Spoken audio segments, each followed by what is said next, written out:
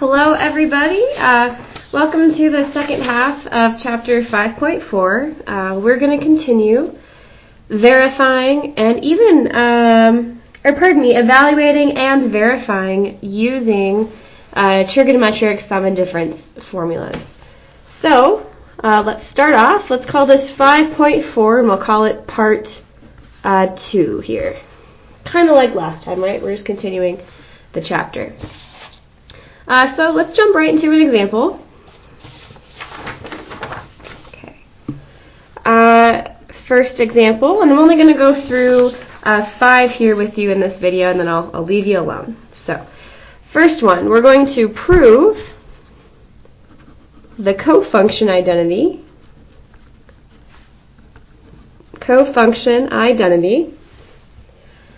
of cosine pi over 2 minus x is equal to sine of x. And what I want you to see right off the bat is this is actually a cosine of u minus v formula, because we have two things and they are subtracted in the argument of cosine. So, again, following those formulas, I can rewrite then cosine of pi over 2 minus x using the cosine of u minus v formula. So in this case, it's always helpful to label what your u and your v is, or I really highly recommend you do that always. Just get in the habit of understanding which one's u, which one's v. And then we're just going to set it up. So the formula says cosine of u, cosine of pi over 2, times cosine of v, cosine x. Then it says plus sine of u, sine of pi over 2, times sine of v, sine of x. And you can see right off the bat we have two quadrant angle evaluations here. So cosine of pi over 2, right, the x value at pi over 2 is 0. So I have 0 times cosine of x. Then I have plus, and the sine value at pi over 2, right, the sine value, y value at 90 degrees is going to be 1 sine of x.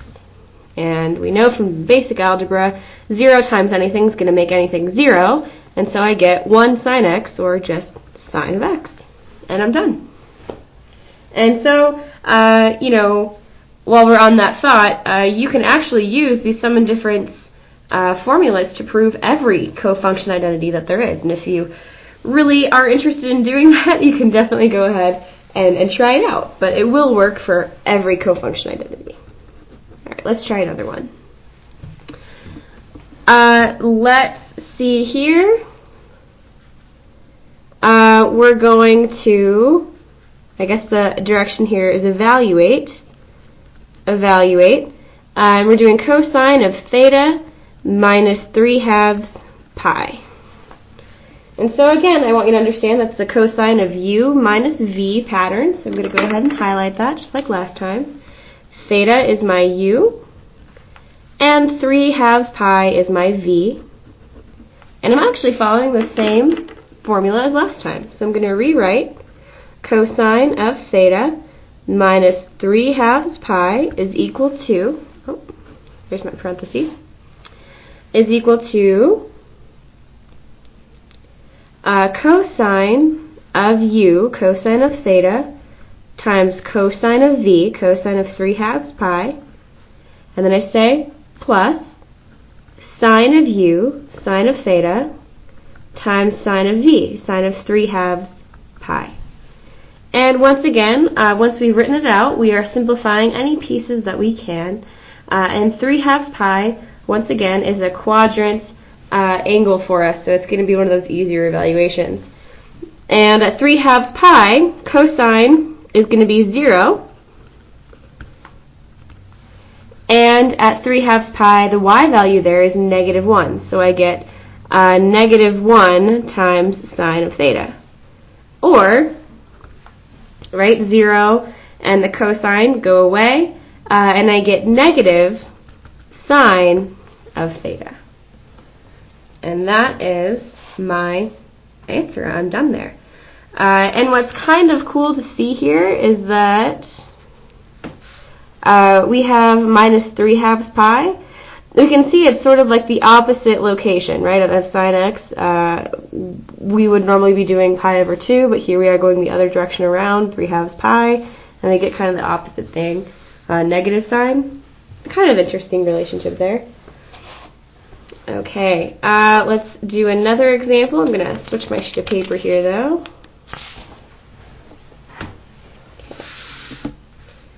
All right, so we'll say evaluate once more, and we are evaluating tangent of theta plus 3 pi. Now again, this is that sum and difference formula where our theta is our u and 3 pi is our v. And we're going to fill in according to the formula. The formula says tangent of u, tangent of theta, plus tangent of v, tangent of 3 pi.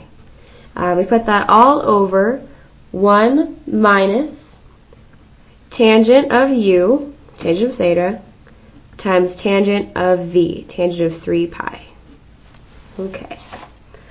And so what I want you guys to understand here as we're filling in the pieces, remember that the period of tangent is pi, and that means that every pi value, tangent is going to be 0, right? Tangent of pi, that would be where sine is 0 and cosine is -1, right? 0 over -1, tangent is going to be 0 at every pi, and every multiple of pi. So what we have going on here, tangent of theta plus 0. And on the bottom, we also have 1 minus tangent of theta times 0 again. And again, write that little note in for yourself if you forgot or if that was a little bit hard to understand. But remember that period of tangent is pi. The period of tangent is pi, so every multiple of pi, tangent of x will be 0. Okay. And so what we can simplify from here is the 0 on top and the 0 on bottom really cancel each other out, right? Or not really cancel each other out, but they do just go away. And I get tangent over 1 or just tangent. And I'm done. Okay, let's do another one. Okay. Have to move my papers around here. Okay. Now we are verifying, so that's our direction. Verify that, and we're going to write this whole thing out. Sine of x plus h minus sine of x all over h is equal to cosine of x sine of h over h minus sine of x times 1 minus cosine of h all over h. Kind of ran in the room on my paper there, but we see what's happening. And so what's kind of cool is this is actually an example from calculus. This here on the left is the definition of a derivative, or very, very close to the definition of a derivative. And yeah, it's just kind of a cool preview into calculus. And you guys know I'm so excited about that class. So of course I'm going to talk about it. But let's get into this problem. So we're verifying that the left equals the right, so we're going to start to do some work here to the left. And the first thing we're going to do is take this sine of x plus h and we're going to write it out. We're going to rewrite it according to the sum and difference formula. And so I'm going to label, just like I've been doing, that x is my u and h is my v. And now I'm going to rewrite just this portion here according to the sum and difference formula. I'm going to say sine of u, sine of x. I'm going to use parentheses, otherwise it looks like I'm just writing weird words. And then I'm going to say cosine of h, right, cosine of v, plus cosine of u, cosine of x, sine of v, sine of h. All right, and I'm just rewriting that part. So only this piece right here, sine of x plus h, is rewritten as the following, and I still have my minus sine of x at the end, and it's still all over h. Okay, and what I can start to do here is I can sort of factor by grouping, right? These two terms here both have a sine of x. And so what I can do then is rewrite those two with the sine of x factored outside. Here's what I mean. Write this middle one in front because it doesn't have a sine of x. Write cosine of x, sine of h. And then from these two terms I can factor out that negative sine of x. So I say negative sine of x, and I'm going to do parentheses, times 1 minus cosine of h. And I put that all over h. And again, the step that's kind of missing there that I'm hoping we remember from algebra is that we factored by grouping. So I'm going to do like a little bracket here in color, and I'm going to reiterate that I factored those. That was factoring by grouping. So you can remind yourself of the step that happened there if you want to write that in as a reminder. And we're actually almost there to make this big fraction into this fraction here on the right, or I should say these two fractions here on the right. You can see they're actually very, very close, right? This has the cosine on top, the sine of h, and it's over h, right? I can actually recreate that side if I just take a cosine out of the left portion here. I'm allowed to factor that as cosine of x times sine of h over h. That's totally allowed. And over here, same thing. I'm definitely allowed to take out my sine of x on the outside and make it one fraction, 1 minus cosine of h, all over h. And we've proved it. We verified that that is going to work. So we are good to go. All right, one last example, then I will leave you alone. So we're going to use these formulas now to actually solve trigonometric equations. So here's one example of that. The direction says, find all solutions in the interval from 0 to 2 pi.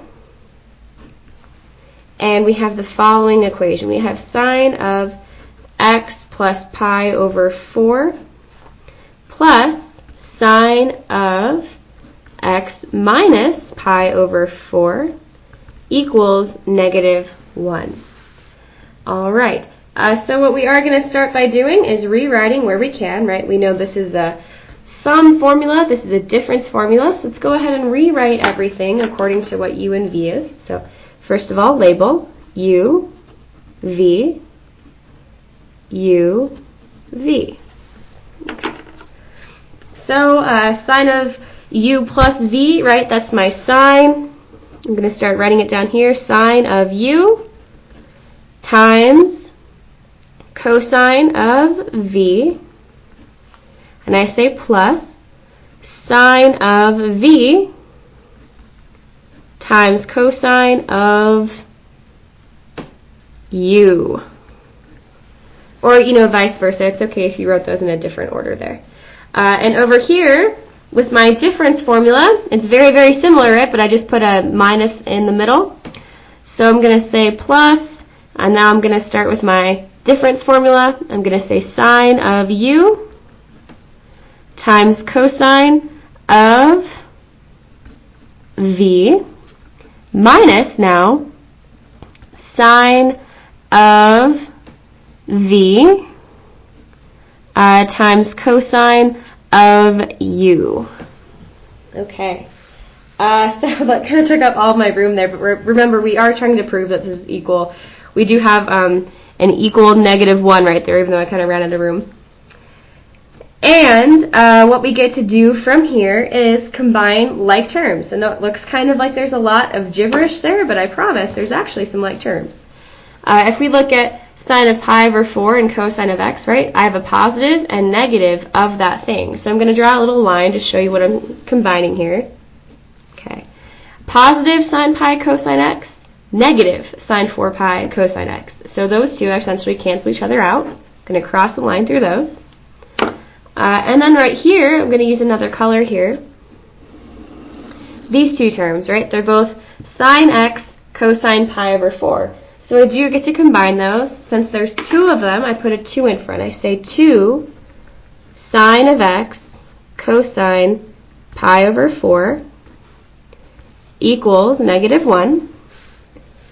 And now looking at this, there's actually something I can evaluate, right? Cosine of pi over 4. I know what that is. If we use our left-hand trick, right? Cosine of pi over 4, that's here at 45 degrees. And so we have cosine at radical 2 over 2. So I have 2 times sine times radical 2 over 2 equals -1. And you guessed it, we do know fractions pretty well at this point, right? 2 on top, 2 on bottom. Those 2's are going to cancel each other out. So I cross those out, and I end up getting sine of x radical 2 equals -1. Remember, my end game here is to get a single trig function by itself, so I want the sine x alone. In order to do that, I'm going to divide by a radical 2 on both sides. Divide by square root 2, divide by square root 2.